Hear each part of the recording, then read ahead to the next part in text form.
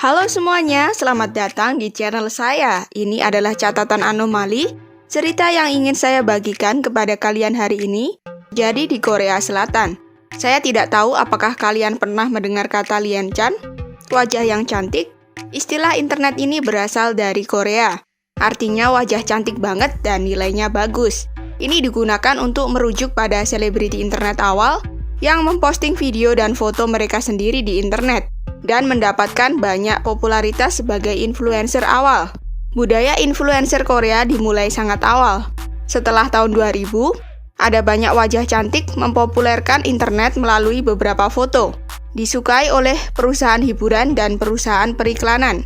Banyak dari mereka yang menjadi idola dan aktor yang debut, seperti aktor terkenal Korea, Jung Yong-hwa, Soo Joong-ki, Gu Ye-sun.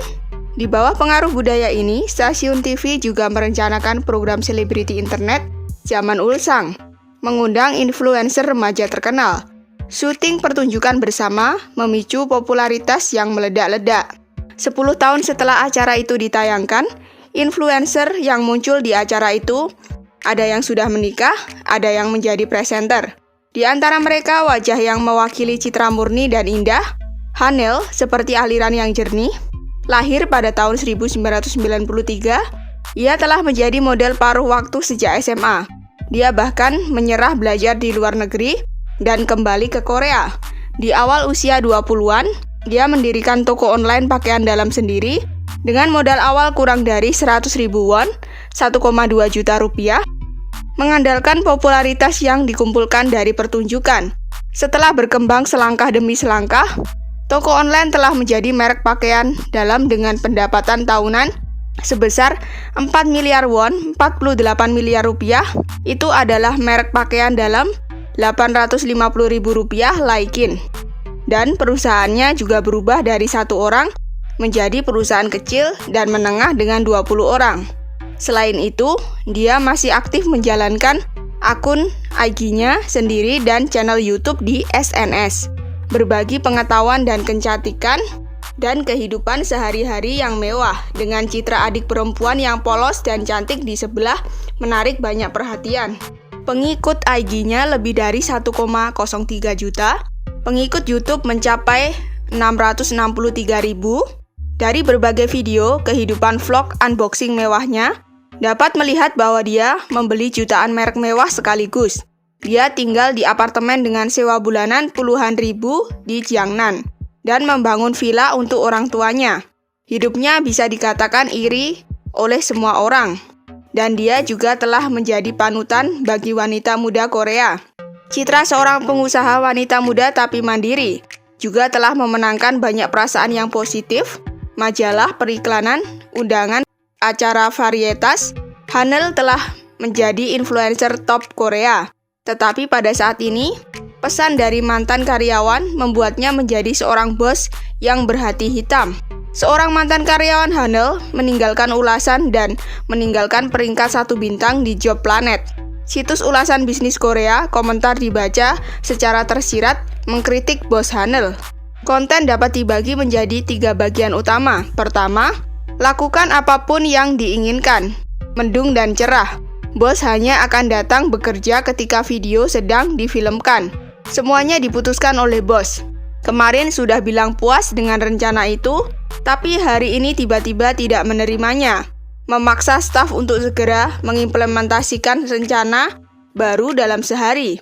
Ketika mood sedang baik akan memuji-muji, ketika sedang dalam suasana hati yang buruk, menjadi mudah tersinggung dan marah.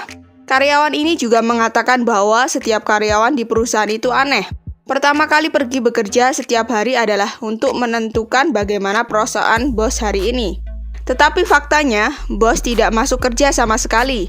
Jadi semua orang menggunakan status IG bos untuk mengamati suasana hati bos, agar tidak memicu kemarahan bos secara tidak sengaja.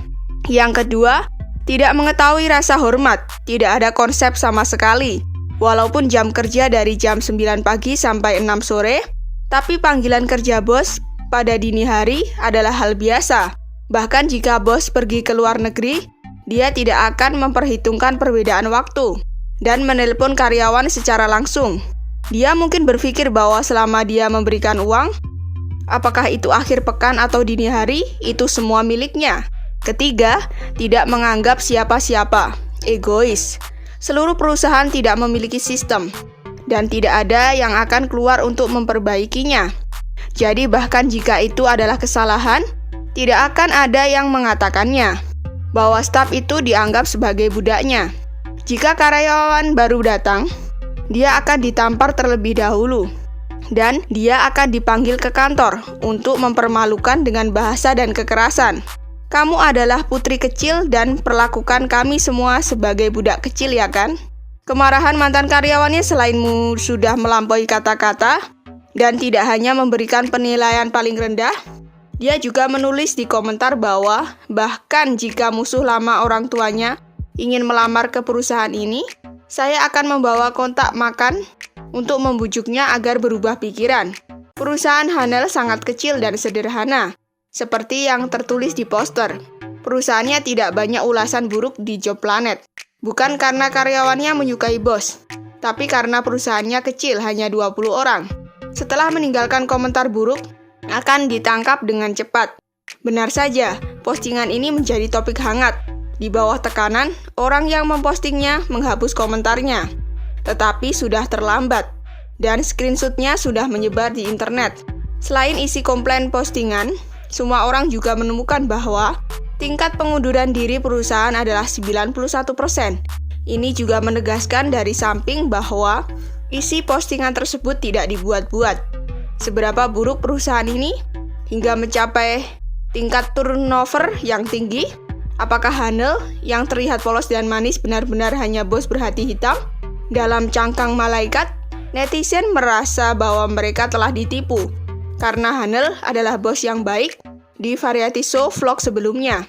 Dia tidak hanya dengan hati-hati memahami pekerjaan setiap karyawan, tetapi juga dengan murah hati mengundang mereka makan siang berjuta-juta. Video-video tersebut juga menggarisbawahi suasana ramah di perusahaan, menyoroti kedekatan CEO muda dengan karyawannya. YouTube dan IG Hanel telah menimbulkan banyak pertanyaan, dan mantan karyawan baru telah muncul, satu demi satu untuk mengkonfirmasi keaslian karyawannya dan meremasnya.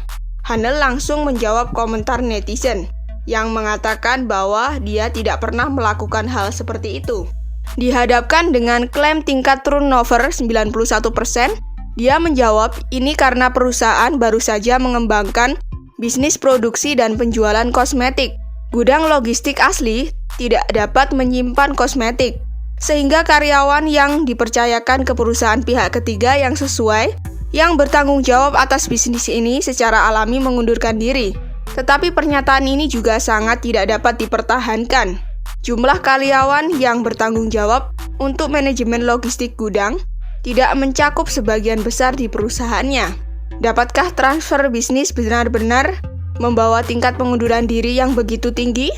Desas-desus tentang menekan karyawan tidak turun, dan situs web lain muncul bahwa menuduhnya sebagai pemimpin kekerasan sekolah. Ketika dia masih menjadi siswa, korban kekerasan sekolah saat itu memposting foto kelulusannya secara langsung, mengungkap perundungan saat sekolah, merokok, memimpin dalam mengucilkan, dan menghina teman sekelas. Ini juga membuat video dirinya di TV mirip wajah yang menyebabkan diskusi panas lagi.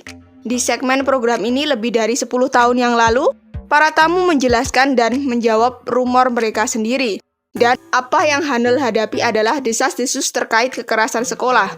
Yang ditanyakan oleh pembawa acara, saya mendengar bahwa Anda dikirim untuk belajar di luar negeri karena kekerasan memeras uang orang lain dan membuat masalah. Hanel menjawab dengan tenang, aku bukan mencuri. Aku hanya meminjam uang. Dia juga tertawa dan berkata bahwa teman-teman meninggalkan nama dan kartu bank mereka di beranda saya. Saya pasti akan membayarnya kembali. Di samping itu, ada juga posting yang menggambarkan penipuan mobil bekas Hanel. Mengatakan dia memiliki mobil bekas rusak yang terdaftar di situs web, tetapi mengklaim mobil itu baik-baik saja, membuat pembeli mobil tertipu. Tiba-tiba, rumor benar dan salah tentang Hanel melonjak ke segala arah. Tidak hanya internet, media arus utama juga mulai memperhatikan kejadiannya. Selain itu, pengaruh acara terkait telah meningkat. dan jumlah penggemar Hanel juga menurun tajam. Pada akhirnya, Hanel tidak bisa melepaskannya. Dia mengunggah surat permintaan maaf, tulisan tangan, dan mengakui kekerasan di sekolah. Pada bulan April tahun yang sama, Hanel mengundurkan diri sebagai perwakilan perusahaan dan memposting video permintaan maaf singkat di channel YouTube-nya. Hanel menundukkan kepalanya dan berkata, "Saya dengan tulus meminta maaf atas bagian yang menyebabkan kontroversi. Menurut saya, daripada menjelaskan dan membela, saya harus terlebih dahulu meminta maaf kepada orang yang terlibat. Dengan tulus meminta maaf dan pengampunan. Di masa depan, saya juga akan bertanggung jawab untuk meminta pengampunan kalian. Namun, dia tidak sepenuhnya mengakui kontroversi yang mempersulit dan menindas karyawan di dalam perusahaan, hanya karena itu adalah perusahaan yang saya mulai ketika saya masih muda. Sangat tidak berpengalaman. Saya akan bertanggung jawab penuh atas pengunduran diri saya sebagai perwakilan dan menambahkan bahwa untuk mendukung saya dan staf yang mempercayai saya akan menangani informasi palsu sesuai dengan hukum." Dia tampak baik-baik saja 3 hari setelah memposting video permintaan maaf itu, kembali mengunggah vlog harian dan konten video lainnya. Dalam video itu wajahnya yang tersenyum cerah dan video berkualitas tinggi, juga video permintaan maaf yang dirilis sebelumnya, bedanya sangat jauh hingga membuat orang tidak bisa menghela napas. Video permintaan maaf itu seperti alat untuk rutin mengambek ke publik. Dan seiring berjalannya waktu, gejolak influencer Hanel juga seperti ini, keadaannya berangsur-angsur menjadi tenang. Sampai sebuah berita pada bulan Juli tahun ini mengekspos insiden tersebut ke publik lagi. Judulnya adalah "Bintang YouTube Hanel menyiapkan gugatan di balik permintaan maafnya yang nyata". Menurut laporan 20 Juli oleh Ku Kim Ilbo, pada Juni tahun lalu Hanel menggugat mantan staf yang memposting postingan merusak reputasi pribadi, Undang-Undang Jaringan Informasi dan Komunikasi. Namun, Jaksa Divisi Kriminal Kantor Kejaksaan Distrik Timur Seoul menolak untuk menuntut kasus tersebut karena tidak cukup bukti. Jaksa percaya bahwa klaim terdakwa bahwa artikel itu ditulis untuk kepentingan umum dapat dipercaya.